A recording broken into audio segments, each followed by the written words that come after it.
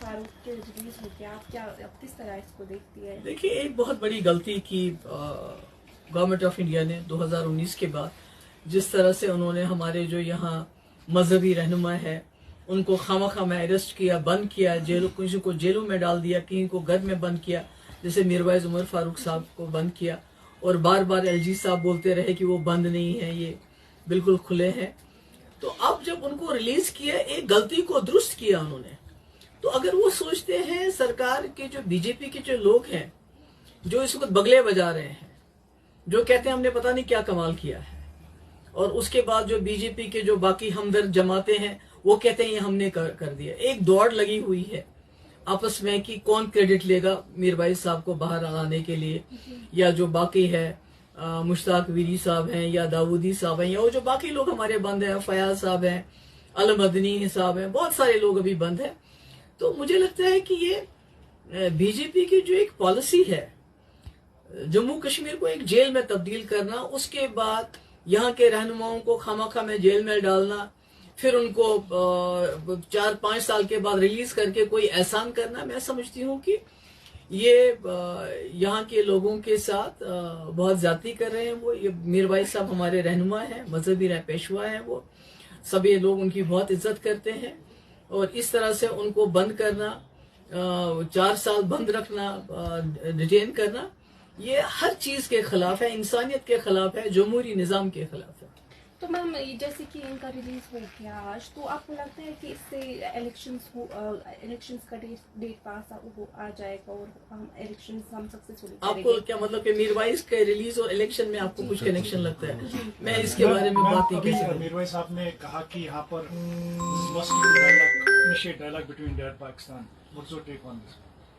नहीं, देखिए, हम तो समझते हैं कि जम्मू कश्मीर में पहली बार जब से मिलिटेंसी शुरू होगी, 2003 से लेके 2005-6 तक हालात वाकई में सुधर गए थे। मिलिटेंसी खुद ब खुद कम हो गई थी, जो वायलेंस है वो कम हो गया था, मिलिटेंटों की तादाद कम हो गई थी, सीज फायर हो गया था बॉर्डर्स के साथ, बातचीत का एक सिलसिला शुरू हुआ था। वो तभी हुआ था जब उस वक्त वाजपेयी जी ने पाकिस्तान के साथ बात करके उनको ये बताया कि जो कश्मीर में मिलिटेंसी हो रही है इसको आप बंद कर लीजिए, हम बातचीत करेंगे आपस में।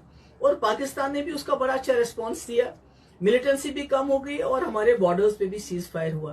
तो कहने का मकसद ये है कि अगर आप चाहते हैं कि जम्मू कश्मीर में हमेशा के लिए अमन जो है रहे, यहाँ के हालात सुधर जाए, और यहाँ का जो मसला है, अब बीजेपी माने या ना माने, मसला तो है, उनके कहने ना कहने से तो कुछ होगा नहीं।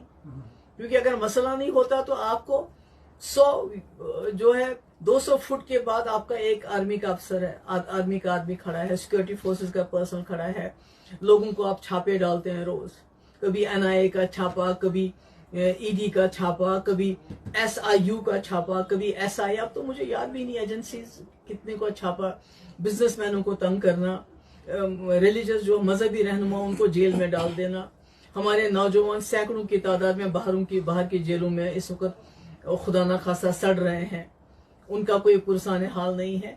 तो इसका मतलब है ना कहीं मसला है जिसको हल करने की जरूरत है।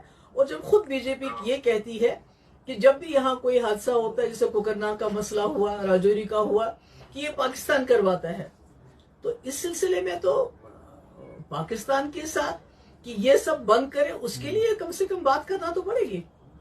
और वैसे भी मेरा ये मानना है कि बीजेपी कहने को ये कह सकती है कि पाकिस्तान के साथ बातचीत नहीं करेंगे, मगर वो तो पाकिस्तान के साथ बात कर रही है। सीज फायर कैसे हुआ? जो हमारे सरदार भाइयों की जो वहाँ बहुत बड़ा गुरुद्वारा है, उसको कैसे खोला गया जब तक बातचीत नहीं हुई? जो वाघा बॉर्डर पे जो आवाजावी होती है वो कैसे चलता है? तो बातचीत जब करनी होती है बाकी मुद्दों के हवाले से वो तो करते रहते हैं, मगर जब जम्मू कश्मीर की बात आती है, यहाँ के गरीब जो बिहार से, यूपी से नौजवान आता है, उसका खून बहता है, कश्मीरियों का खून बहता है, तो इसलिए उनको कोई फर्क नहीं पड़ता है। जैसे अभी आपने कुकरनाग में देखा, आपका जो मेजर आशीष, कर्नल जो है मनप्रीत, हमारा अपना हुमायूं, तो उन्होंने तो पार्लियामेंट में नाम तक नहीं लिया इन लोगों का। और कल यही बीजेपी जमात जब हरियाणा में वोट मांगने होंगे تو اب تب ان کو کرنل منپریت یاد آئے گا. تو یہ تو جموں کشمیر میں جو لوگوں کا خون بہ رہا ہے, چاہے وہ یہاں کا مسلمان ہو, چاہے ہمارا کشمیری پنڈت بھائی ہو, چاہے ہمارا ہریانہ سے آیا ہوا کوئی فوجی ہو, یہ تو اس کو الیکشن میں استعمال کرتے ہیں. ان کو تو غرض نہیں ہے جموں کشمیر میں امن ہو نہ ہو. انہوں نے تو جموں کشمیر کو جیل بنا کے یہاں لوگوں کو دکھاتے ہیں, کوئی اور ہی تصویر دکھاتے ہیں. One question, please. He said today that Hurriyat Conference always considers that parts of Jammu and Kashmir are lying half in the Pakistan and half in China. And the issue of Kashmir needs to be resolved. PM Modi recently, with regard to Ukraine, said that this is not a time for war. We have always been battling for dialogue, so let's just support the dialogue. تو میروائی صاحب کے اپنے خیالات ہیں, تو اس پہ میں کیا کہوں. It's his own take, you know. Whatever he ma'am has.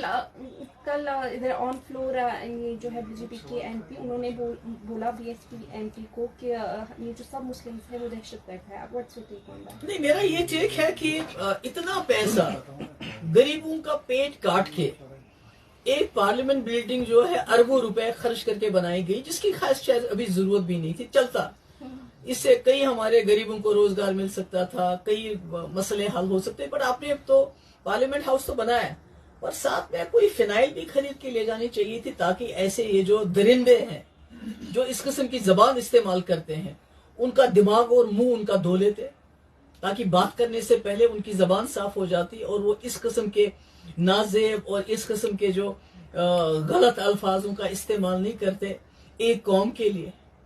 تو میں سمجھتی ہوں کہ بی جے پی کو سوچنا چاہیے, ان کو اس نئے پارلیمنٹ میں بلڈنگ کے علاوہ فنائل کا بھی استعمال کرنا چاہیے اپنے لوگوں کا منہ صاف کرنے کے لیے. میم ایکچولی میں ان کے کہنے کا مطلب تھا کہ ایک طرف سے تو مودی جی کہہ رہے ہیں کہ war is not solution for anything, لیکن دوسری جانب اگر دیکھیں گے تو پاکستان پی او کے پر حملے کی بات کی جا رہی ہے, جو انہوں نے سوال بھی کیا.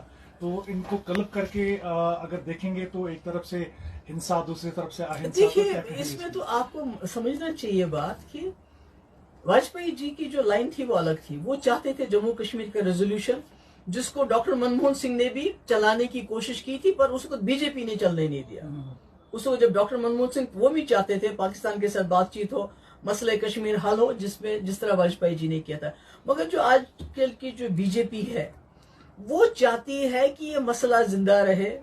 وہ چاہتی ہے, جس طرح آپ کو جانتے ہیں کہ ستیہ پال ملک صاحب نے کیا کہا, وہ کہتے ہیں کہ آپ یہ جو ہے سپریم کورٹ کی انکوائری بٹھا دیجئے اس پہ, یہ جو پلوامہ اٹیک ہوا اس کا کیا مطلب ہے. یعنی ان کو شک ہے اس کے بعد پاکستان پہ جو بھی کچھ ہوا ہے.